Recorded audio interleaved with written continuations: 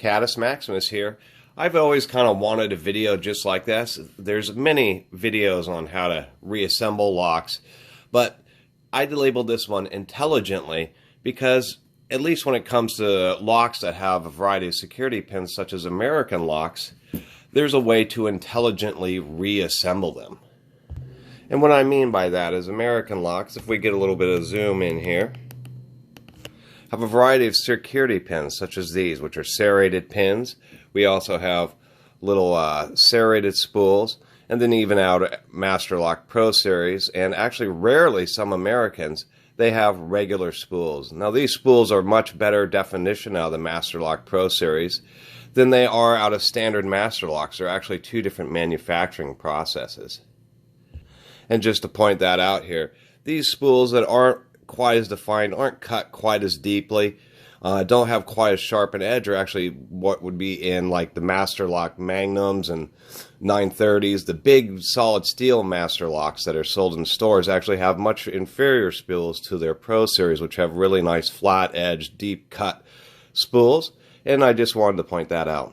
Now intelligently, when you repin a lock, especially like an American where you do have these varying types of security pins, depending on the way the key is shaped, some pins will work better in some positions than others. And that's really the crux of this video, is that people just reassemble when really, depending on how deeply the pins are sitting in the lock cylinder, you may want to use a serrated pin over a spool. So I'm going to go ahead and do that right now. I have this American lock. It came with some keys that I didn't really like so much because they don't have a lot of variation, and they're sitting, a lot of the cuts are really low. And one of the issues with American locks and their low cuts is that they use up all the space. Let me take this lock apart and show you what I'm talking about. Most of these locks are really easy to disassemble. You'll just take the lock, unlock it. There's going to be a screw down in the bore hole there. As we can see right here, there's a Phillips head screw. We're just going to go ahead and knock that screw out of there. And I shouldn't have made that quite so tight. We'll go ahead and pull that out, knock that out, get the core out of here. Another thing, on many locks like Master Locks, the geometry, you don't have to worry about it. But on an American lock, they have these little wafers right here to prevent somebody from using a special tool. Disassembling locks is, of course, super easy. A little bit of greasing inside this new lock. It has a little C-clip here, and you can just use anything. I like using hemostats when I'm working with locks. They're much easier to use than tweezers because they're actually like a little set of pliers. Go around your fingers. So you can grab these little clips and just deal with them nice and easily. We're just going to let this whole thing fall apart here. Open it up and just dump everything out. Now, one thing I have done on this lock previously is use some varying types of springs. We have some Master Lock, here we go. We have some Master Lock steel springs.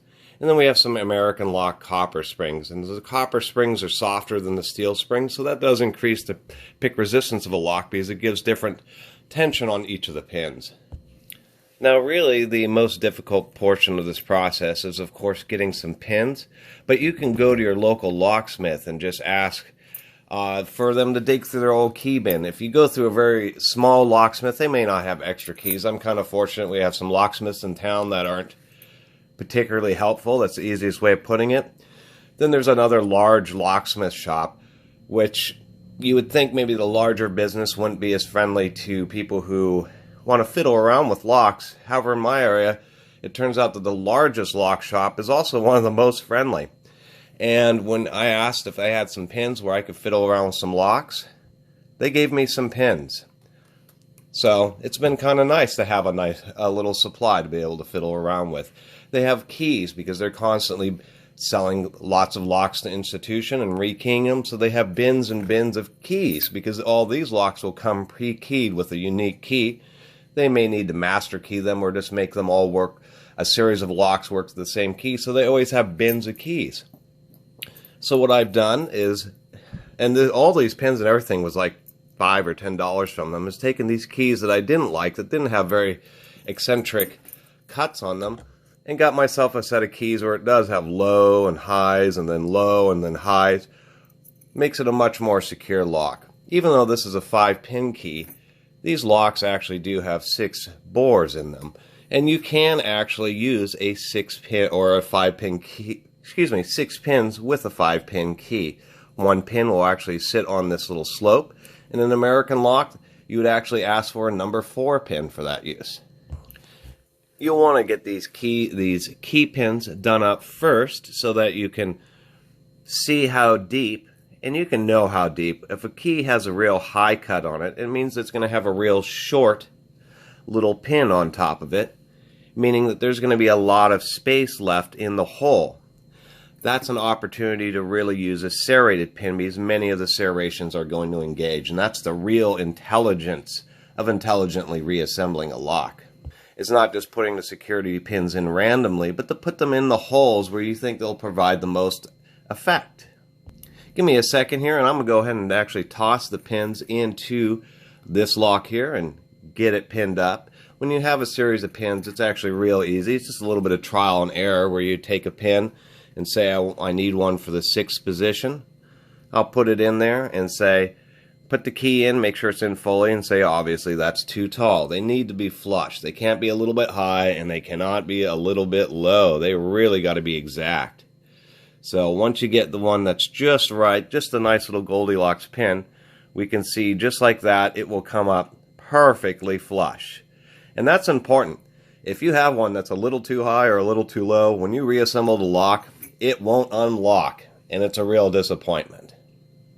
Here we are, we have this all pinned up, and when you have it done perfectly, it needs to look just like that, where they're all just nice and perfectly flush. So the real point here is that you'll take and make sure all the pins are pushed down. They tend to want to get a little bit stuck because of grease and those kind of items. Here's one of the criticisms of these American locks is that when you have extremely low, come on camera, low cuts on the key, such as right here near the end, the way their pins are set up, we can see that that pin, where that tall pin that matches up with the low cut, almost fills up the entire hole. And really, there's no type of security pin that will work in there. If we can show you here, where's one of my, always so hard to find. And if I can do this on camera without being too fidgety, just a second here. Here we are. We can see that we have a security pin, and I'll just hold it right on top of there, hopefully not drop it. There we go. You can see that this pin basically doesn't go into the hole at all, not even to the first little serration that's on that pin. So it doesn't really matter what you put in that position because nothing is able to engage.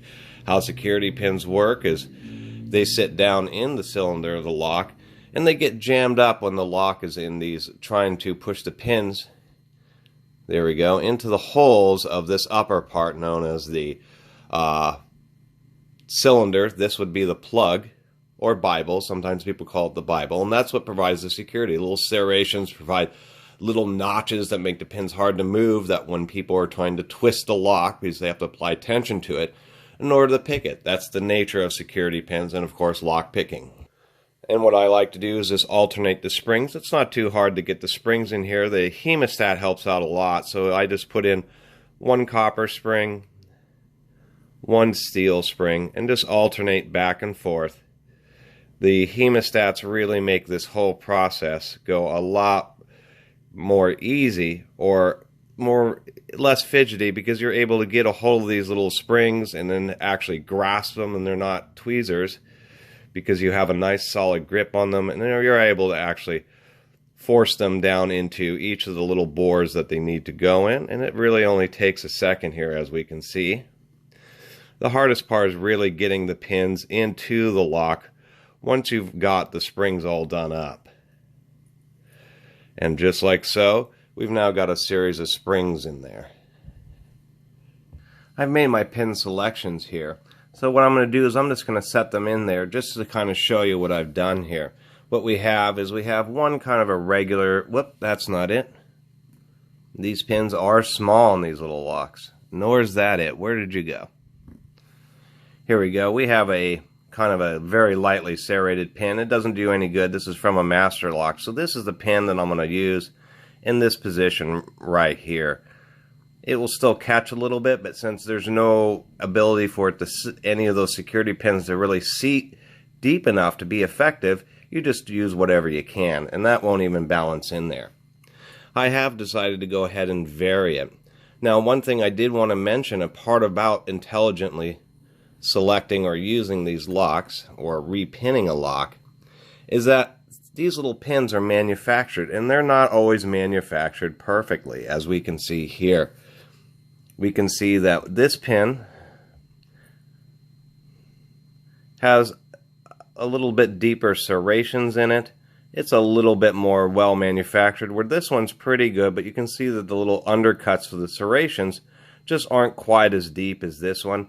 Sometimes one side looks better than the other, so the more careful you are at selecting your pins, the better off and more secure you'll be. Now let's go and toss the pins in there. We can see that we have a few places where they're really deep, where those deep cuts are. That's where these serrated pins that I have are going to go. I'm going to put one right down into this bore, and we can see that that serrated pin sits all the way down. These little serrated pins have 4 little cuts on them. You'll want to look to make sure you don't have one that has shallow cuts. You want to find one like this that has nice deep cuts. And we can see if we put it down into this bore here, a couple things. Gosh, get in there. This does not want to cooperate. There we are. We can see one that it doesn't sink so deep where it doesn't act as a locking pin. It actually protrudes, but all the serrations are engaged. Somebody's going to have to deal with all the little serrations when they're trying to pick this lock. And we'll do the same thing on this last position. See, those are serrated pins. This last one, this final serration, so only 3 are engaging, but you can see that's a real good use of a serrated pin because they're heavily engaging. We'll say that in this first position, we're going to use one of these little serrated spools, and it will sit up there like that, and maybe a serrated spool in the back, and we'll go ahead and put that one right there. You have to put these pins into this portion of the Bible before you reassemble the lock, but this is just demonstrating how it might look. And I'm actually going to go ahead and use one Master Lock Pro Series spool or a standard spool just to kind of switch things up. That also helps with security when you're switching things up. This last pin would sit right there, but it doesn't really want to balance. But this is kind of how you would want it to look. We have our serrated spool, a serrated pin, a standard spool, another serrated pin, and then another serrated spool. And so we're varying these up, and we're trying to make sure that they all work properly. Like in this first position, we can see that this serrated spool is going to work because the edge of the spool drops just into the core, known as below the shear line, and we're going to get the effect of the spool as well as the effect of the little serrations on it. And that's where the real intelligence. You really, if you have a variety of security pins, such as these Americans, you really want to consider exactly where they're going. It actually does make a difference. And to finish this up, you just, once you have it done like this, you really want to keep it in order. So the last pin is going to be pin 6. Then we've got pin 5, pin 4, pin 3. This would be pin 1, and of course pin 2. And so you just line them up. Let me zoom this out so you can see how I've lined those up. You line them up and then you put them in order. So for instance, an American lock, you want to keep track of which side of this cylinder or Bible is the front. In this case, this little portion where it kicks out, that extended portion would be the front.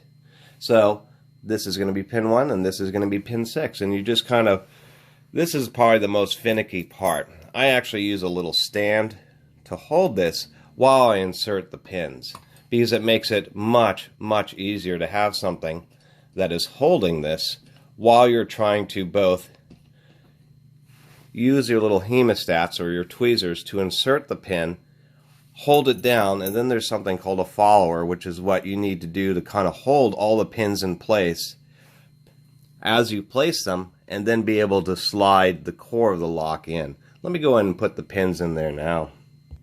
And just to show you, on these Americans, these are extra deep, this part that holds the springs in the pin, so you can kind of set the pins in there. And then you just, and if this camera would focus, let's make it have a fixed focus there.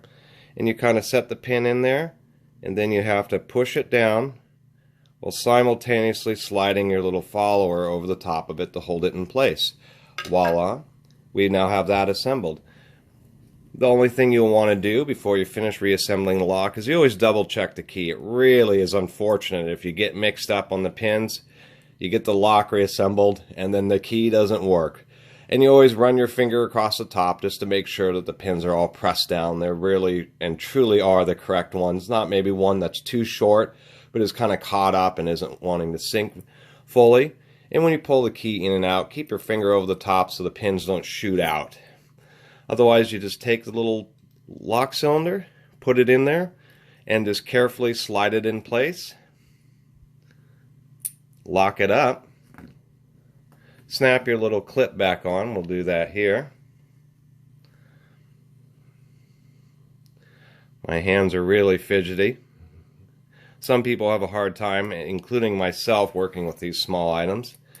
And then we can see that we have a perfectly working lock cylinder. Pretty nice. All we have to do is just reassemble it. It's super simple. We put our little wafer on there.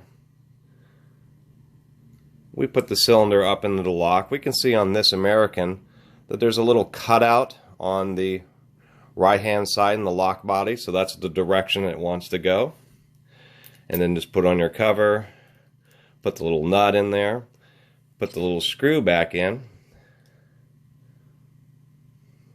get that screw into its hole, and you want to torque these screws pretty tight, not until they're going to break or strip out, but you do want them firmly snug down. There's no question about that. Over heat cycles and using these outside and in the weather, the screws will kind of work themselves a little bit loose, so you want to make sure it's nice and tight.